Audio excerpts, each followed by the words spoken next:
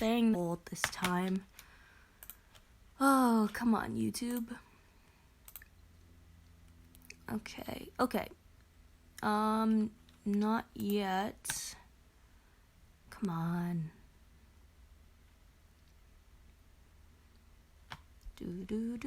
Okay, I think I'm live now. Now, going to hope that this stream doesn't go out. So while I'm waiting, I am just going to hit auto on this to get some trainers. Okay. I think I'm back and live. So here's to hoping that I'm back up and live.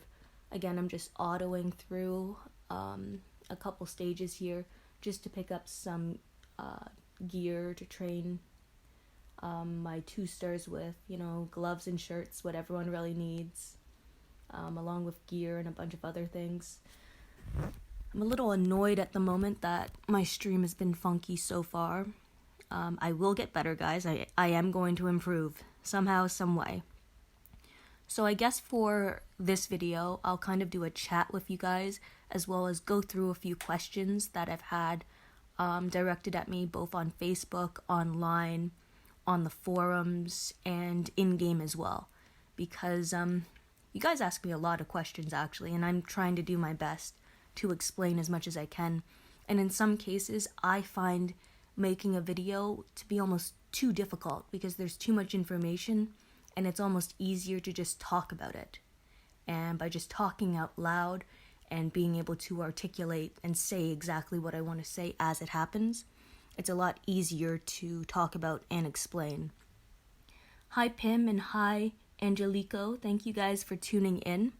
So one of the questions that I've had asked a lot is how to get S-Class items, S-Class shards, especially if you're like a free-to-play player or a light spender, because we all can't keep, getting a lot of coins and being able to try and pull an S-Class toon right off the wheel like how Frost is up right now, because it's very difficult. Like the odds listed, 0.2% chance at the legendary version, and then 0.4% chance at the epic version, so the ascendable version. We have a 30% chance at collection items, and they have cleared it up on the forums that you can no longer get a single card. I believe the minimum is 50 cards and the maximum is 1,000 cards on a pull, which still isn't a lot of information, but it's more information than what we had before. We have legendary recruits as well as ascendable epic recruits. Now, something that people have noticed is that we see here you can get Lydia, Mackenzie, Violet, as well as Erica. But people have been getting other ascendable toons off this wheel. Like I know Lockdown mentioned, and I saw his poll, that he ended up getting Maggie, the commander, who's actually in the league store right now. And like you'd think that she would be listed there because, in my opinion, it kind of tells you that you don't know what's all in the wheel. And I get it, like you can't always list everything because like the number of 5 stars that are in this wheel are probably endless, but I feel that all ascendables should be accounted for kind of in this flowing diagram to show you what you can actually get, because people sometimes make these pulls on these new toons based on the other toons that are almost like collateral damage. So if you don't get the Frost toon, well, at least I might get Mackenzie or Lydia or Erica or Violet. Hey Donkey, how did my faction do in SR? We took first, and I was able to get S-Class Henyon. Congratulations, that's awesome. So we actually came in second, which means we got 2,000 S-Class items, which I'm pretty excited about. Like, I have them still in boxes. I haven't made an executive decision yet. So I'm pretty torn about it, to be honest. We can take a look right now at my S-Class items. So, like, I'm not going to use them on Pete, obviously. I'm going to get Pete whenever I get Pete. I already have an S-Class Priya, so I don't want to focus on another one of hers. Leopold, I'm not in a huge hurry to get. I have one Rolito, so I could get a second one, but still, like, I'm not, as much as I like a bleed team, I want to be more offensive with it. I have one Henyon, and the reason why I picked him up earlier is because they've been kind of systematically going through the free-ish S-class toons, and I consider them to be more free as time goes on because there's more events to earn their items. So I'm waiting for his cake collection because I have him as a 5-star maxed out. So if I exchange 500 cakes, red velvet cakes, along with him as a tier 4 level 90 toon, I'll be able to get 1,100 S-class items. I have 2 Aaravs, and you see I'm working towards my S-class one, so I could use my rewards from the Survival Road tournament towards him, and then I'd be about 2,400 items short. I did end up picking up a Secretary Gao, and the reason why I picked up one of him is the same as Henyon, so that I'm kind of constantly advancing and getting little pieces of these toons, because as long as I have these red velvet cakes, I feel like it's good money value to invest further, because at some point, my whole roster, everyone's whole roster, should be more S-class based than 6-star based, but that's like way distant future. And I feel like that's a good way to kind of look at it, because if you have a lot of red velvet cakes, but you don't pull a lot of a promo toons that they put up, like we had just Wayland up, we've had Elena, and we've had Zachary a couple times, Raven. It's like if you don't have those toons, you're relying upon these cake turn-ins right here. So like I exchanged 250 cakes with my S-class Priya, and I used it to end up getting Secretary Gao, because that way I'm kind of preparing myself for the next time they have it up. So I'm always maximizing my effort in getting red velvet cakes with these characters to get more S-class items. Oh, a green Herschel from the Wheel Black Panther? That's pretty unlucky. Hey there. Ooh, I'm trying to say your name. I don't know how to say it. Suicide? Sorry if I butchered your name there. Thanks for tuning in, guys. Really quickly, that's kind of off topic, but something I think is important. So the last time I did a live stream, I had people donate to me, and tonight I don't want any of that. Instead, I would rather see you guys donate some money towards the fires that are occurring in Australia, or I think it was a volcano that happened in the Philippines. Then we also have in Puerto Rico, there have been nonstop earthquakes. There's just a lot going on in the world. The attack on the American base in Iran, I believe, and then also the airplane that went down. I think it was going to the Ukraine. There was about 83 Canadians on there, or 63, I think. And 2 of those students actually went to my university. So I didn't know them personally, but I know that some of my friends did. So right now the world is in a not so great place. So instead of donating me any money, try to put that money towards helping the people out there who are a bit less fortunate. So yeah, that's my first message right there. The region I'm playing in is the Blount region. Congrats on getting S-Class Pete, G-Man. 1k away, that's pretty good, the cat. Do you remember any factions from... Okay. Oh, okay, a Survivors Club poll. So that's not bad, you know? Like, it's kind of a free poll. At least it's an ascendable. Oh, hey, Connor. Nice to see you. Wow, small world. Good to know you guys kind of know each other or have an idea of who we are. Like, I feel like the RTS community is really strong. It's really interesting to me how many people know each other, and I really think it connects us really well. There isn't a community out there, in my opinion, that's like the RTS community, which is saying something, at least that I've experienced. So, as I mentioned before, so people who are just kind of tuning in now, my general strategy for getting future S-Class toons, especially when I'm a free-to-play player, or if you're a light spender, is to think ahead. Like, we know that these red velvet cakes, if you have a lot of them, well, if you're a free-to-play or a light spender, you probably don't have these promo toons, like Wayland, for example, or they've had Elena, Zachary, but you will have characters like Priya. You'll have characters like, they've done Leopo, they've done Rolito, they've done Aarav.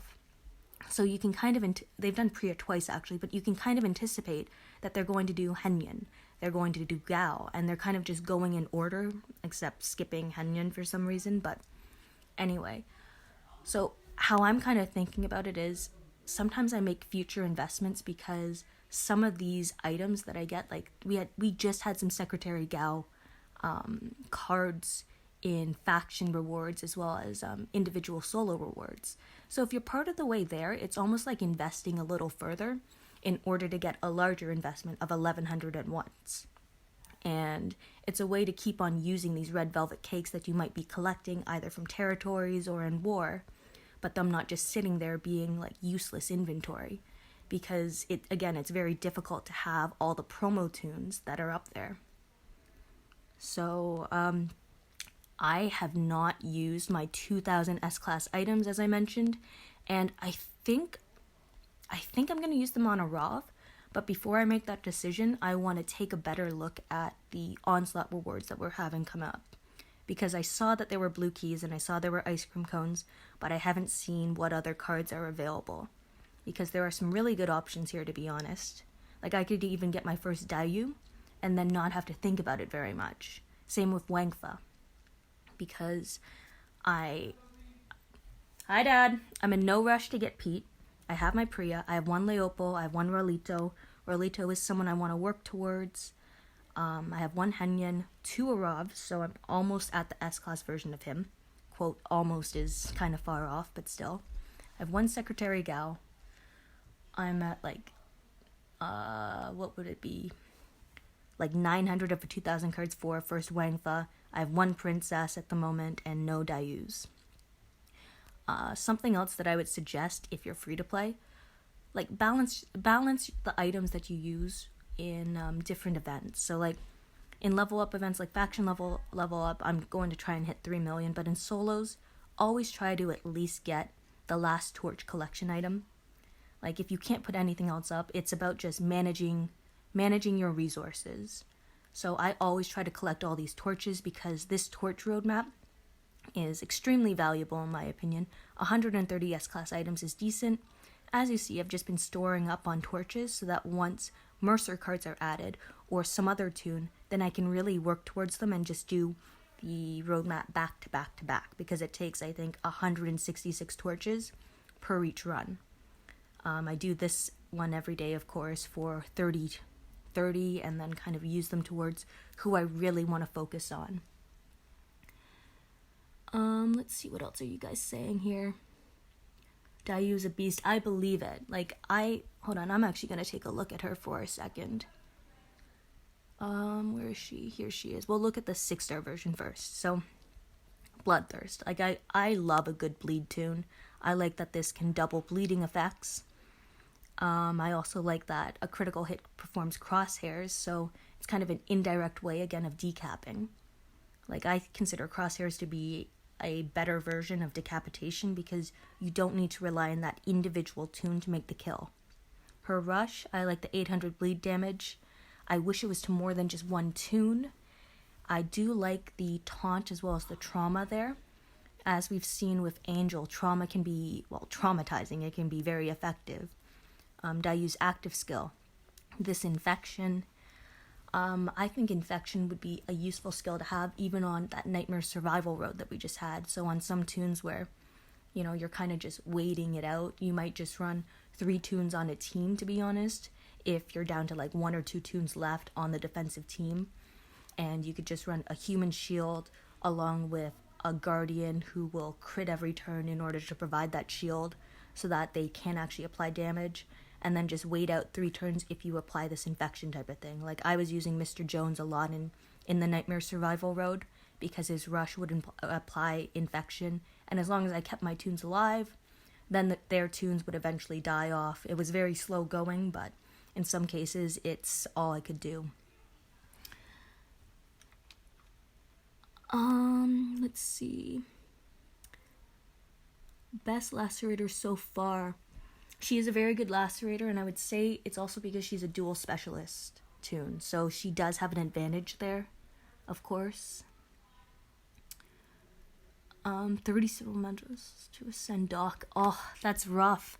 I'm taking it you bought this in the supply depot where, well, it has silver medals every day. Like, I try to buy this up every single day because I know I'm always going to need medals. Let's see, multi-use tools. Let's see if I need some, actually, because that's a pretty good price, and I do kind of want to get Magna. Yeah, I only have 5, and were these on extreme sale? Just super sale, so you know what, I'll actually grab 3 of them, because I know I'm going to get Magna eventually when she's on sale. I like her character design a lot. It's also nice that she uses a different type of gear, so in level up events, it's another toon that you can level up. Let's see. Yes, crosshairs is needed on a bleed team. Before, what I used to do, I used to just control the enemy team, so then there were no other rushes that could be made. Right now, with this being the qualifying league week, I'm trying my best to drop. Right now, it's listing me in D3. My goal is to try to get down into D2.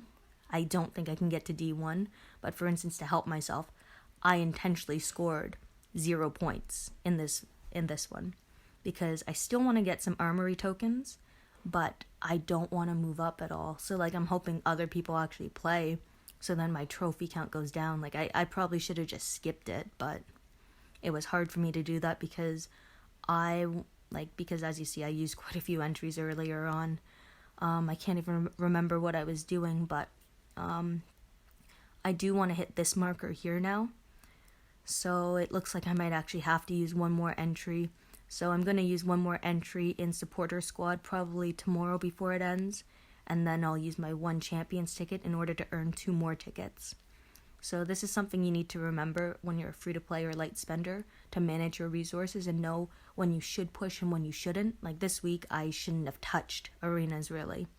Like maybe just to get the first ring here and the first ticket, but everything else I shouldn't have pushed in, and that's my bad, to be honest.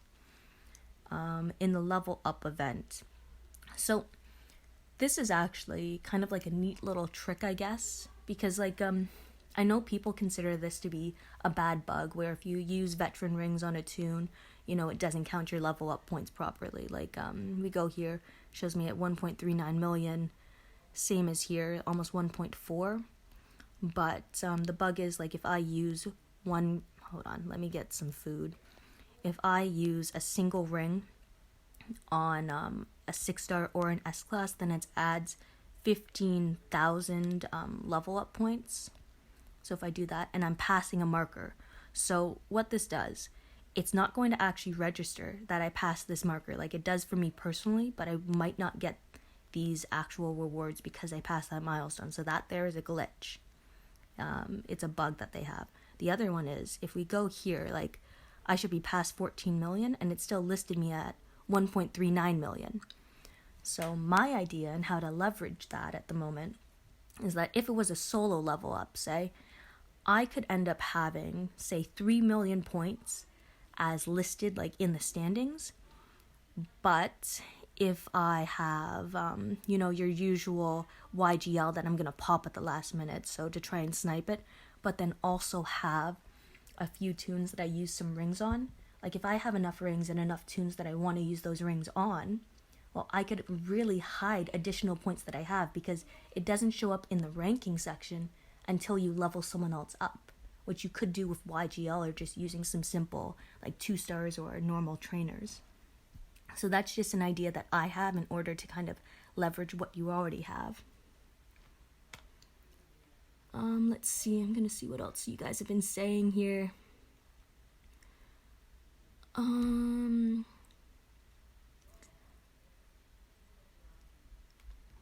Yes, everyone, you guys need to update past iOS 9, otherwise, like, the game won't be supported on it anymore. So that was a message sent out by Scopely the other day on the forums. And honestly, I think it should be an in-game message that's sent to everyone, because not everyone even knows that the forums exist. And obviously Scopely wants its players to keep on playing, and like, the spenders need the free-to-play and light spenders, and vice versa. Like, whenever I see a spender, I'm reminded that the only reason I can play is because that they spend. because it is a business in the end, which makes sense. I'm hoping that your feed, guys, is not as bad as my feed. Like, when I'm taking a look at YouTube, it does not look great right now, and I'm so sorry if it looks to be poor quality. My Wi-Fi has been acting up, and I had to get it restarted earlier today. It wasn't working at all yesterday, and I've already had my technical difficulties to start with. So, for those of you who missed it anyway, I have talked about how, as a free-to-play, how I kind of grind out to get S-class toons and S-class items. It also includes knowing exactly like what type of team I want to build in the future. So Aarav is a really good toon. He's someone that I'm really aiming for, and that's why I've already picked up 2 of him, and I'm going for his S-class version. Just this rush is great. His follow-up ability as well. Like, his biggest threat really right now is Angel, but you kind of know if Angel is going to exist on most defensive teams or not. So you can kind of anticipate that, and of course in war you already know what the defense is after you've battled it once, so it's just about remembering and making up like good team builds. Another S-class toon that I'm definitely going for is S-class Princess. One of my faction mates has her, and she hits so hard. 1,000% damage is huge, especially when it's to a line of enemies. This active skill is great. Like, right now it is bugged a bit, and Scopely has acknowledged it on the forums. I was actually kind of chatting with someone on the forums today about it, how, you know, people think it could be kind of snaky, that they're saying, oh yeah, this bug exists, and then they release an S-class shield. Like, in my opinion, the S-class shield was going to come out anyway, and it kind of just looks bad that they presented that her active skill doesn't work properly on a human shield if you end up killing the shield. Like, it was just bad timing in my opinion. Like, I do appreciate the extra comms because I understand, well, we all know how difficult it is right now, not even right now, but almost always, to get communication from Scopely. By the way, guys, feel free to ask me questions in the chat section. I'm trying to answer as much as I can, while also going through some of the common questions that I've been asked through different social media sites. For those of you who also don't know, I added a post on the forums just giving you guys my line ID, as well as saying that if anyone needs some team building help, they can feel free to like reach out to me on that. I think I'm going to try and finally make a Discord channel. I'm not sure when that's going to come, but it will come. I just need to get more used to Discord itself, because I'm not extremely familiar with it, but I understand that some players actually do enjoy it. And I just thought everyone was using Line, so that's my bad on that assumption. I didn't notice the difference between the forums and the blog. It doesn't really surprise me, but at the same time I wish it would be cleared up, because it's difficult to plan for things if you have no idea what's coming, or if it's convoluted information. I could use remaining rewards for both Aaravs or go for Princess S-class. Thoughts? Well, it depends on the rest of your team build, to be honest. Like, based on Scopely comms, I expect Princess's active skill to be fixed soon. I've seen her be super effective on offense. And to be honest, like, Aarav is a great toon, but you can also kind of anticipate him to a certain degree. Like, everyone's using him, which is great, and there's actually a really good turn 1 build for him and Priya. But I think Princess is invaluable at this point. She's the only toon in the game right now with Normalize, which just completely nullifies all specialist skills. So the specialist skills, like, we think of Bide, we think of Payback, but and Human Shields, but then we have to add in command toons. And command is one of the biggest things on defense, in my opinion, that add the most chaos, because you don't know who the commander is going to command usually. Like, sometimes you can anticipate it, but sometimes you have no idea. And those times when you have no idea, it's hard to exhibit that amount of crowd control on the opponent's team. By taking out someone's command toon, like, sometimes they're super tanky because people go with a purely defensive and HP build, so then, they have massive amounts of HP and defense, and it takes a long time to kind of break through them. So sometimes the best way is just attacking them at the end, and to do that, taunt them and normalize them. By causing that taunt on the command toons, again, don't really have a lot of attack power. It's usually HP and defense, so Princess has a chance of buffing herself not just off Berserker, but off her weapon, which can give her an attack boost when being attacked. And it really just sets up really nicely, in my opinion. Again, this is why I'm kind of conflicted on the next X-Class toon that I should be going for. Because Princess would be a great toon to have as an S-Class, but I'd still be 5,000 cards away. Meanwhile, with aarav, I would be 2,400 cards away. Blog has been more accurate, FYI. Okay, that's good information, actually. Now, what I find interesting is because, I was guessing that the blog and the forums were run by the same people, but I don't know how the information can change like that. I'm heavily ranged, but need to get melee toons more included to mix it up. Don't want to be too predictable. Well, this is actually an interesting conversation that, I've had with someone before in life, a basketball coach, actually. And he asked us, would you rather be predictable or unpredictable? And the correctness of this, or his opinion, was that you want to be predictable and you want to be the best at what you do.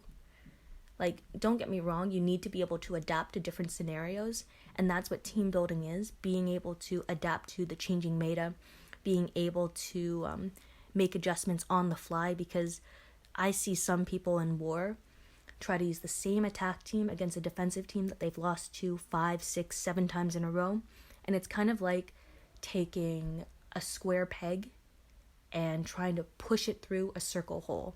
Sometimes it just won't work. So I do agree that if you don't have a lot of melee toons, aarav is a great choice to have. You really can't go wrong with him, and I've heard that he's a beast on survival road, because once he starts to rush, he doesn't stop, and his power is just almost unmatched. Almost. So what I do with my teams that I found to be effective is I use very similar attack teams, and I use attack teams that have the same general build and format, because I like it when I can use a pattern, when it's a systematic attack, because that means there's less variance and less chance of me losing control.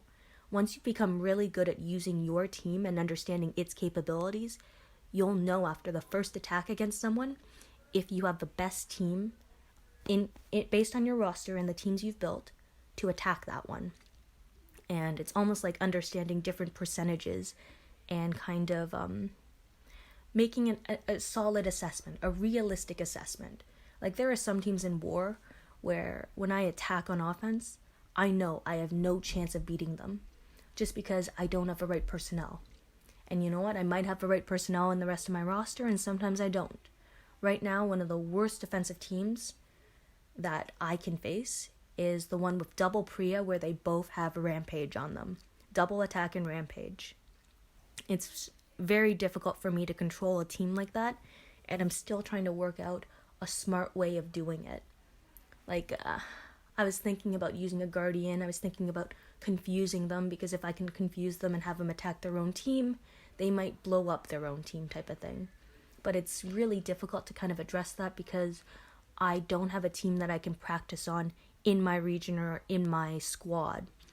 So the only time I'm going to get that chance is during cross-regional war, or maybe regional war against walkers, per se. So I have a lot to look forward to that way. Let's see, is there anything else you guys would like me to talk about, or do you mind me just keep on rambling and talking about, kind of, in general, what I see? I think some of the issues in the game right now, okay, so some of the issues I find in the game are scavenger missions. They're never updated. These are the same ones that I had 2 years ago, and I wish that there was some update to them, because it's so typical and it's boring. It's just something you kind of do, kind of don't do. You got lucky. I know a lot of people have problems having that show up, and that all has to do with how many prestige missions you do. So if I finish this prestige mission here, I will end up getting more prestige missions, which ends up crowding the prestige missions that show up. So if I do this one and successfully do it, it means I'll get you got lucky less often, which is something I don't want, because you got lucky definitely helps me level up my toons. It's only 100,000, which on an S-class toon isn't that much. When on Priya, it takes 7,000 EXP to level her up from 98 to 99, and it'll cost more EXP for every level. This is maybe 10 levels, maybe 11 levels, but it's nowhere near what I need because... Hold on. Okay, thank you. So sorry, guys. I'm being called for dinner, so I'm going to have to log off in just a second. Sorry for yelling again. This is kind of perfect. I kind of wanted to stream for exactly 30 minutes, so I'm kind of right on schedule with that. I guess a couple of the last things I'll do, I'll take a look at the missions here. I did kind of like this mission here in order to get 200 extra S-class items. I don't like the cost of these bloody pillowcases for people to acquire 1,800. Like, it's, what was it, like 20, almost $30 Canadian, so about 20 American. And how many of them did you need? Was it 9? So that's like almost $200 American. 1,800 S-class items is, what, 18%? So, no, it's probably more than that. No, sorry, my math is bad right now, but you get the idea. Like, it's just the cost and reward of it. I don't think this event should have been, like, however many days it was, like 8 days or something, because people could have finished this very quickly, or some people would have had no chance to finish it because newer players, for instance, they might have 4 stars and 5 stars, but they might only have, like, 2 or 3 6 stars. Like, I ended up finishing this 4-star map, and I think I had like 4 4-stars to use or something, maybe 3. So 4, and then I kept using these Estelas with stun guns, and I asked for them to put, you know, some mods on them so that everyone just stunned themselves in order to get through that map. So you just kind of have to be tricky with some of these things. Your personal favorite attack lead. Okay, right now I am loving Diego. Like, he's just been so strong for me. Like, you really want to have a true attack lead on your team. Attack leads, you really cannot go wrong because, you know, they just boost your whole team depending on your personnel. So Diego, I really like. Priya, obviously, with her plus 50% attack and a huge bonus to AP when attacking. We're still looking for a melee one that can rival her. And a new toon that I got that I'm looking forward to using is Alice. So I don't think I'll use her as a lead as much because I don't have a lot of powerful red toons. I do have some decent green ones, being James, but I really do need to level up her rush, get it up to 75% attack, and then adjust her weapon as well, which is what I'll do tonight when we get critical territories. My onslaught defense, I need to actually construct still. What I want to do with my onslaught defense, and what all of you want to do with your onslaught defense, force the opponent to rush. And how do you force the opponent to rush? You try and get your team to rush first. You try to make a more offensive team where you have the threat to kill them, in my opinion. Because if you force the opponent to rush, then they lose their buff right away. Like, let me see. I will probably use something like a Mercer lead. I will use... You know what? I might do double Cole even with Priya and a commander or something. I'm not entirely sure yet. I want to have something that just forces the opponent to attack me. Like, they'll obviously go for Priya first, but my Coles are able to taunt them and cut their attack in half. Having a commander would help because if Mercer's able to rush... Oh, this is my defensive Mercer. If Mercer's able to rush, then that's, of course, pretty effective because it'll stun multiple ones. So James in there is also an option. I could put Angel in to help prevent them from rushing if I wanted to daze them to start. Because if I daze them to start, then I could have the option of being able to kill them on the first turn. But it's really difficult to know. I think I'll test out a couple different types of defenses here and just see what's more effective based on how many points people can score against me. Like if people cannot get that huge point bonus, then I know I'm doing a good job. So a big part of the game, in my opinion, is understanding how different aspects of it work. So like Onslaught, how you earn more points in raids, how to maximize the number of trophies you get. And part of the way to maximize how many trophies you get is by, where is it? By your best team grade compared to the opponent's best team grade. So if you come across a bot that gives you 37 trophies each time, and say it has a, angel lead with 6 rings on it, and you know consistently that one will give you 37 trophies, skip to find them. 37 trophies is a lot of trophies, and my team grade is S13+. That's partially intentional. I'm not trying to level up my team grade too much, because that'll mean that getting raid trophies will be harder. And also in arenas, it means that if I become one of the top players in my specific arena, then I can't score the maximum number of points when it counts, because I'll have one of the top scores, and obviously I can't hit myself in order to score that amount of points. So just food for thought again. Aarav or Princess, again, depends on your team. Like, I think Princess is one of a kind. I think Aarav is one of a kind. Right now, with everyone having Angel, it's a little more difficult to have Aarav, but at the same time, there's a turn 1 attack team with Aarav on it. Princess, I love her active skill. Once Scopely fixes her, I think she'll be a lot more effective, and I am really excited to eventually get her. Like, she is on my list of toons that I actually need to have. So anyway, guys, thank you everyone for tuning in. Again, I mentioned this at the beginning of my video. I don't want any donations or anything right now. I want you guys to focus on, if you can, donating a little bit to Australia, who's having the severe fires.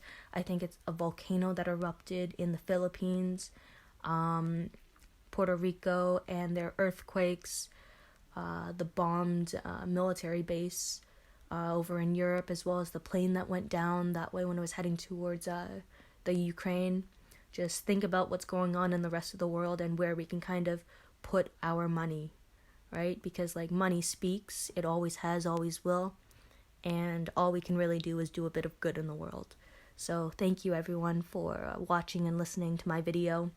I'm not going to have a video out today. My stream kind of is my video. It's just I had a bit I wanted to talk about, and I wanted to hear a bit about what you guys had to say. And do more live streams. Going to work on that. Definitely going to work on that. I know Lockdown has suggested to me a better app to live stream from, so I'm definitely going to research into that. I'm also going to research into getting my own Discord so that we can communicate a little better. And I hope to do more live streams, like have you guys ask me some questions, be able to answer things, and hopefully provide you guys with good information. So this is Link signing off. Bye everyone.